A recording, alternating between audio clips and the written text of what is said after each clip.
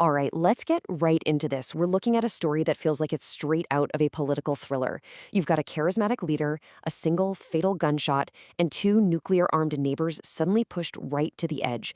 We're going to break down an assassination that didn't just kill a man, it lit a fire under an entire nation and exposed a hidden war of influence and ideas.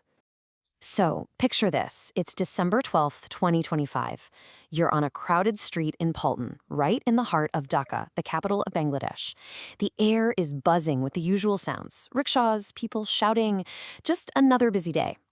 But in one single shocking moment, the future of the entire region is about to be completely rewritten.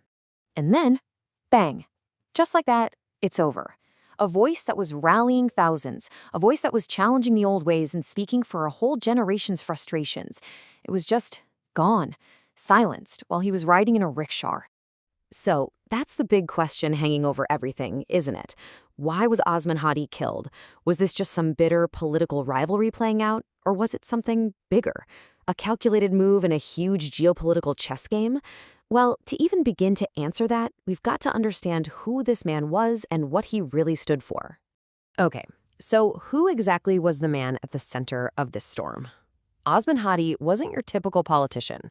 He was only 32 years old, and he'd become this incredible symbol of a new, defiant movement that was just exploding in popularity. He was the voice for a generation that felt totally ignored.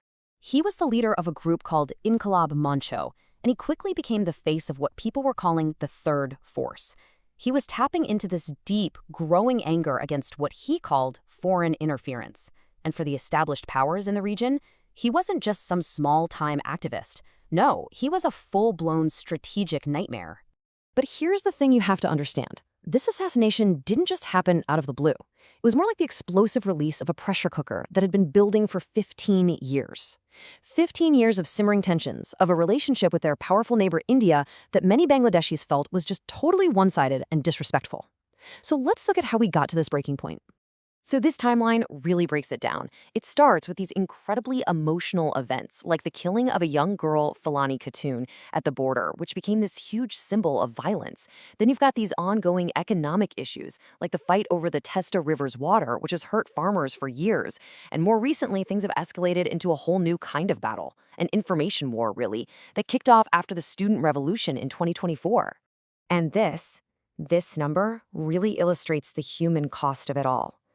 Over 1,000 unarmed civilians have been killed along that border in just 15 years.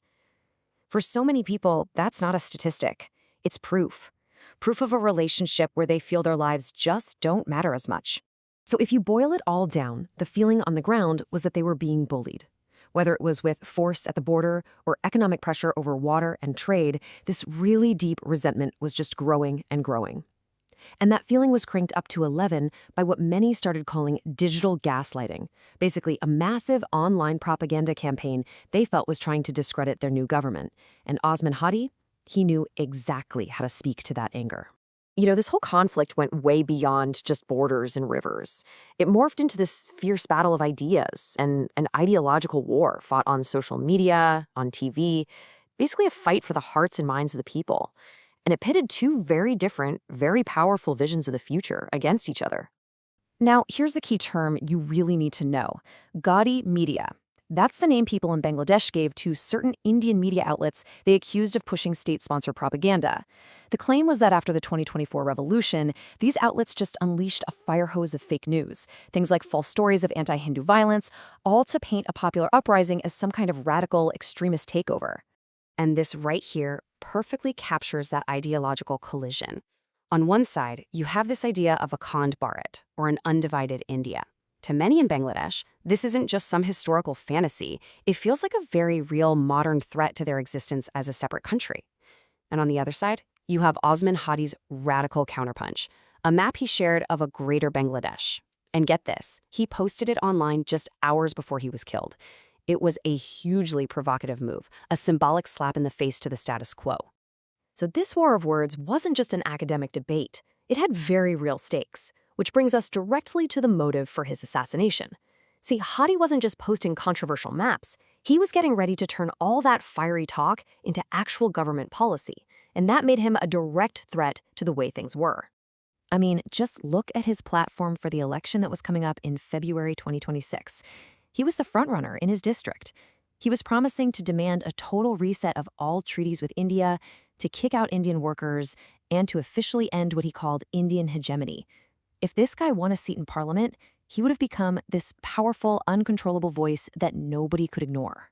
Which leads us to the one question that was suddenly on everyone's lips in Dhaka. Was this a domestic hit, part of the usual messy politics? Or did a foreign power decide that this radical new direction for Bangladesh was a threat that had to be eliminated before it could even get started? Now, this is where the story takes another huge, dramatic turn. Because the evidence trail didn't just stop at the crime scene. No, it led straight across an international border. And in doing so, it poured gasoline on a fire that was already burning out of control. The police in Dhaka identified the main suspects pretty fast. Two guys named Faisal Karim Masood and Alamgir Sheikh. But the crucial detail, the absolute bombshell, was their escape route. They allegedly fled directly into the Indian state of Meghalaya. For Hadi supporters, there was no way that was a coincidence. Well, as you can imagine, that led to some explosive accusations. Nationalist groups immediately started calling it a murder-for-hire operation and pointed the finger directly at India for protecting the killers. The diplomatic fallout was immediate and severe. Both countries summoned each other's ambassadors. Relations hit rock bottom. So Osman Hadi might be gone, but the movement he started is now burning brighter than it ever has. His death has basically forced Bangladesh to a major crossroads, a moment of truth where the nation's entire future, its very sovereignty, is hanging in the balance. And that really is the ultimate result of all this. The assassination took what was a protest movement about foreign interference and supercharged it into a powerful movement about national identity. It's not just about politics anymore, it's about national pride, about self-respect.